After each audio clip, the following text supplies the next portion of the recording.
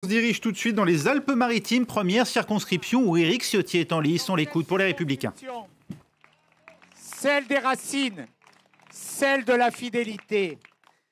Mais nous avons, et c'est un défi extraordinaire qu'a relevé Christelle Dentorny, nous avons gagné la 5e circonscription. Mes amis, cette circonscription, ne l'oubliez pas, c'est celle de Christian Estrosi depuis 1998.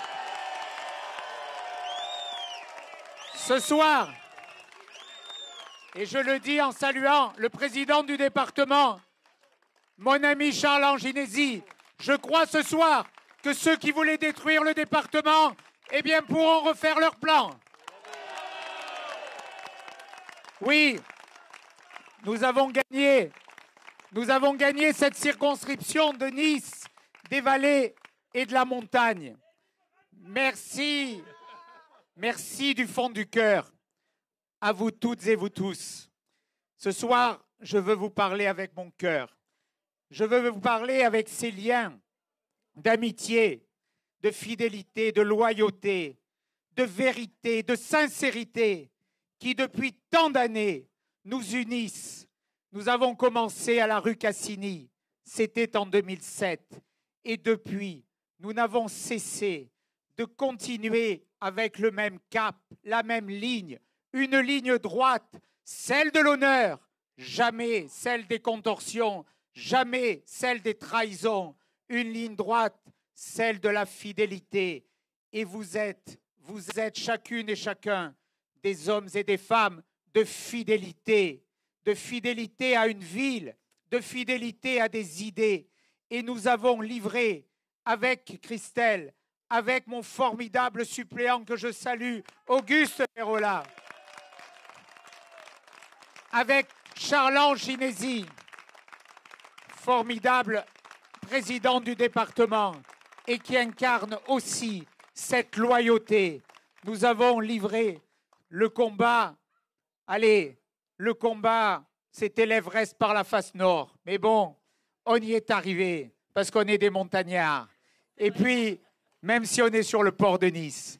Alors oui, ce soir, je veux toutes et tous vous embrasser, vous remercier.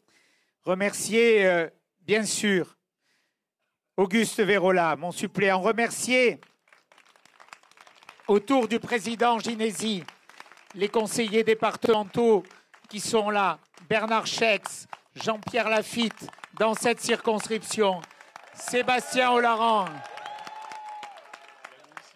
oui, Bernard Assot, et puis je veux saluer le suppléant de Christelle, Stanislas André. Bravo Stanislas.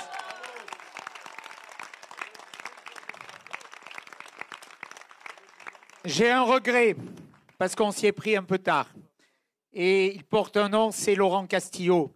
Parce que Laurent, le professeur Laurent Castillo, il a livré une magnifique bataille. Il aurait gagné s'il avait été au second tour. Il s'en est fallu de pas beaucoup, un peu de temps. Et en tout cas, avec Laurent, comme avec tous les amis qui sont ici, on va écrire de nouvelles pages ensemble, une nouvelle page pour Nice, et nous serons tous ensemble pour l'écrire.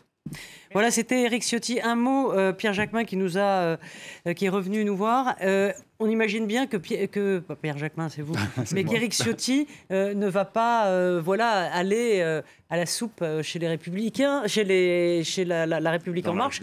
Et bien évidemment, il va incarner l'opposition à l'Assemblée nationale. Ça va être très compliqué. Il faut quand même avoir un peu plus d'éléments quand même pour savoir à quoi ressemblera l'Assemblée nationale, quels sont les équilibres de cette future Assemblée. Une chose est sûre, c'est que la droite, on l'a vu au cours de la campagne, on l'a vu pendant la présidentielle, il y a quand même une droite des Républicains qui n'est pas sur la même ligne, et notamment vis-à-vis de la majorité présidentielle, même si on sait très bien que par essence, la politique d'Emmanuel Macron est totalement compatible avec le logiciel des Républicains. Mais tous les LR ne constitueront pas demain la majorité de la majorité présidentielle.